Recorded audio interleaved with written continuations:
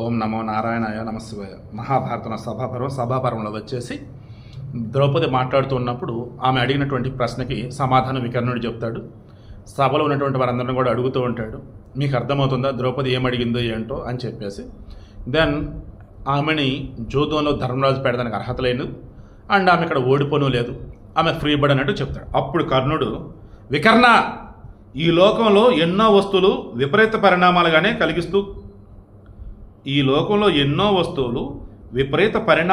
కలిగిస్తూ కనిపిస్తాయి. అరణలో పుట్టినటువంటి అగ్ని దానినే దహించినట్లు ఏ వంశంలో పుట్టినవాడు ఆ వంశాన్ని నాశనం చేస్తుంటాడు. శరీరంలో పుట్టిన రోగం శారీరక శక్తి నశింపజేస్తుంది. పశువులు గడ్డి మేస్తూ ఆ ప్రదేశాన్ని తొక్కుతుంటాయి. అలాగే కురువంశంలో పుట్టిన నీవు నీ వారికే చేటు చేస్తున్నావు. ద్రోణుడు, భీష్ముడు, కృపుడు, అశ్వత్థామ, విదురుడు, ధృతరాష్ట్రుడు, గాంధారి వీరంతా నీకన్నా తెలివైన వారే, వీరంతా నీకన్నా పెద్దవారు. ద్రౌపది ఎంత ప్రేరణ చేసినా వారు ఏమీ మాట్లాడలేరు. వారంతా ద్రౌపది ధర్మ విజేత అని భావిస్తున్నారు. నీ అజ్ఞానం వలన నీవు చిందులు తొక్కుతున్నావు. అంతేకాదు బాలుడివై కూడా సభా మధ్యంలో పెద్దవాడిలా మాట్లాడుతున్నావు.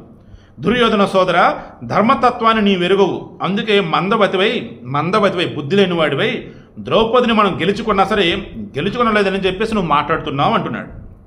ద్రౌపది ఓడిపోలేదని నీవెలా భావిస్తావు? యుధిష్ఠిరుడు సభలో తన సర్వస్వాన్ని పణంగా పెట్టాడు కదా, సర్వస్వంలో ద్రౌపది కూడా చేరినదే కదా. ఈ రీతిగా ధర్మ విజిత అయినటువంటి ద్రౌపది ధర్మ విజిత కాదని ఎలా అనుకుంటున్నావు? ద్రౌపదిని పేరు చెప్పియే పణంగా పెట్టాడు. పాండవులు దానిని అంగీకరించారు. ఇక ఏ కారణం చేత ఆమె ధర్మ విజిత కాదని నీకు అనిపిస్తోంది? ఒకవేళ ఏకవస్త్రైనటువంటి ఈమెను సభలోనికి తీసుకుని రావడం అధర్మమని నీవు అనుకుంటే ఆ విషయంలో కూడా ఒక మాట చెబుతాను విను. దేవతలు స్త్రీకి ఒక్క భర్తనే విధించారు, కానీ ద్రౌపది అనేకులకు భార్య కాబట్టి బంధకి అని నిర్ణయింపబడుతుంది. అటువంటి ఈమెను ఏకవస్త్ర అయిన వివస్త్ర అయిన సభలోనికి ఈడ్చుకుని రావడం విచిత్రం కదని నా అభిప్రాయం. చూసారు అంత ఘోరంగా మాట్లాడాడు. ఒక స్త్రీకి ఒక మొగుడు అంతే, అలా ఉంటే స్త్రీ అన్నట్టు పద్ధతి అన్నట్టు. అలా కాకపోతే ఇక ఆమెని చాలా చెడుగా మాట్లాడాడు. బంధకి అంట. పాండవుల ధనాన్ని, ఈమెను, పాండవులను మొత్తం సంపదను శకుని ధర్మబద్ధంగానే గెలుచుకున్నాడు. దుశ్శాసన, ఈ వికర్ణుడు బాలుడు పండితుడు వలె మాట్లాడుతున్నాడు. పాండవుల వస్త్రాలను, ద్రౌపది వస్త్రాలను కూడా ఓడది. ఓరేడు దుర్మార్గుడు. సో కర్ణుడు ఈ పాపం అంతా. ద్రౌపది యొక్క వస్త్రాలను ఓడదేమని చెప్పింది కర్ణుడు, దుర్యోధనుడు కాదు. ఇప్పుడు చెప్పండి, కర్ణుడు గొప్పడా? ప్రతి మనిషికి మంచి చెడు ఉంటాయి. కర్ణుడిలో ఘోరమైనటువంటి తప్పులేమని ఉన్నాయంటే ఇవే. ఆ మాట విని పాండవులంతా కూడా తమ తమ ఉత్తరీయాలను తీసి సభలో కూర్చున్నారు. అంటే ఒక వస్త్రం తీశారు. రాజా, ఆ తర్వాత దుశ్శాసనుడు బలత్కారంగా సభా మధ్యంలో ద్రౌపది వస్త్రాలను లాగి తొలగింపన ఆరంభించాడు. వస్త్రాలను లాగుతుంటే ద్రౌపది శ్రీకృష్ణుని స్మరించింది. ద్రౌపది ఇలా అన్నది, పెద్ద ఆపద కలిగినప్పుడు భగవంతుడైన శ్రీహరిని స్మరించాలని వశిష్ఠ మహాత్ముడు పూర్వం పలికిన మాట నాకు బాగా తెలుసు. గోవింద, కృష్ణ అని మాటిమాటికి పిలుస్తూ ద్రౌపది లోక పపితామహుడు నారాయణుడు ప్రభువు ఆపదలలో అభయప్రదాదైనటువంటి కృష్ణదేవుని మనసారా స్మరించింది.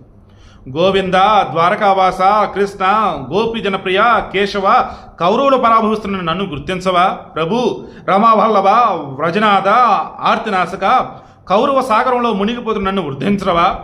జనార్దన, కృష్ణ, మహాయోగి, విశ్వాత్మ, విశ్వభావన, గోవింద, కౌరవుల మధ్యలో కడతపడుతూ శరణు కోరి నన్ను రక్షించు.